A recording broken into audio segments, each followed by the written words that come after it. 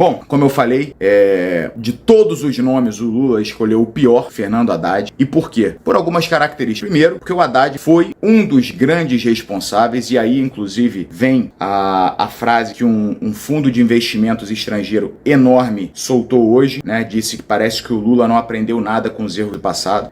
O Haddad foi um dos grandes responsáveis pela recessão que o Brasil enfrentou e que a gente está pagando a conta até hoje, né? Lá do segundo governo Lula até agora, bem dizer, a gente está pagando essa conta. Vocês devem lembrar que foi uma situação muito complicada que explodiu de verdade no governo Dilma, mas que iniciou-se no segundo governo Lula. E o Haddad foi um dos responsáveis por isso, tá? Então, esse é um fator pelo qual a gente fica preocupado. E o outro fator é justamente a formação e as crenças do Fernando Haddad. Ele é um comunista assumido que diz que a maior influência na sua formação profissional foi Karl Marx. Inclusive, ele, Haddad, já escreveu um livro de como implantar o socialismo nos moldes atuais. E aqui eu lembro que socialismo é algo que é inalcançável, não tem aplicabilidade. A aplicabilidade, de fato, prática do socialismo é o comunismo. E aí a gente vê Venezuela, Argentina, Cuba, né, Coreia do Norte, e vê como é que estão as economias desses países. E, logicamente, através da formação toda do Haddad, da influência marxista,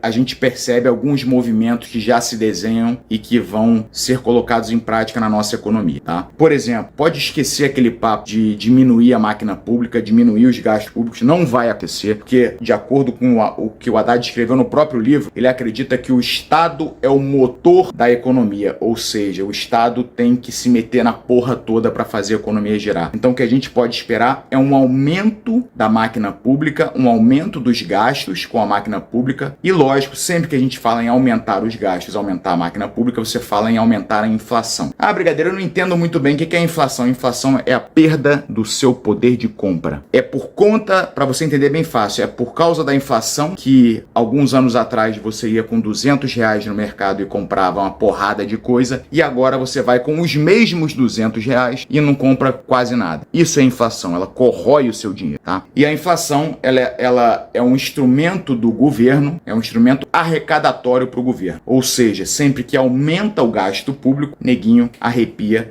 e aí a inflação aumenta, que é para o governo poder bancar essa putaria aí, que é a máquina pública em grande parte. Então, a gente pode esperar isso, a gente pode esquecer privatizações, tá? Isso aí pode esquecer. Um outro movimento que já se desenha é justamente o fim do teto de gasto, tanto é que a PEC da transição foi aprovada no Senado, já foi aprovada, ela já jogou o teto de gasto pra casa do cacete. Esquece teto de gasto, não tem mais essa porra não. Isso tudo indica um cenário muito desfavorável economicamente pro Brasil, tá? Pode levar, inclusive, ao rebaixamento da nota de investimento do Brasil, ou seja, retirada de capital estrangeiro aqui, um aumento do preço do dólar, em virtude dessa retirada de capital estrangeiro, e como a nossa economia é dolarizada, na sua maior parte, um aumento enorme dos preços, um aumento inflacionário, aumento ainda maior da taxa de juros, o que vai fazer a economia paralisar, e a gente entrando em total colapso, caminhando a passos largos para nos tornarmos uma Argentina. Porra, brigadeiro, já assustou, já mostrou que o bicho vai pegar, que vai dar merda, e o que dá para fazer? Vamos lá, aqui você tem que ter muito discernimento do que eu vou te dar. Nesse momento, você precisa estudar. Estudar, por quê? Porque investir hoje, com esse cenário, não é mais uma opção. Ai, não sei se eu vou investir. É uma necessidade. Você precisa investir, você precisa alocar o seu dinheiro. Ah, brigadeiro, mas só me sobra R$100 por mês. Tem que alocar esse valor, porque senão o seu R$100 no final do ano vai valer 10, 20 reais. Se a gente tiver um cenário de hiperinflação, então, no final do próprio mês, o teu R$100 já não vale mais nada. Então, você tem que fazer alguns investimentos que garantam, pelo menos, que você mantenha o seu poder de compra, para você preservar o seu patrimônio, pelo menos, tá? Ah, você tá falando em investir na bolsa, eu não entendo. Não, existem outros investimentos. Investir em imóvel, por exemplo, dependendo do imóvel. Existem outras formas de investir. Mas como é que você faz isso? Estudando. Tem que estudar. Ah, já entendi, brigadeiro. Você tá falando isso aí porque você lançou o Investidor Casca Grossa, né? Bom, se você acha que eu seria capaz de fazer isso, primeiro que tu nem devia estar inscrito aqui no meu canal, tá? Nem devia estar inscrito aqui no meu canal. Você pode estudar por conta, tá? Eu já vou até te dar uma dica aqui, ó. Se você não tem qualquer noção sobre educação financeira e investimento, você pode começar com esse livro aqui, ó. O Homem Mais Rico da Babilônia. Excelente livro para você começar, tá?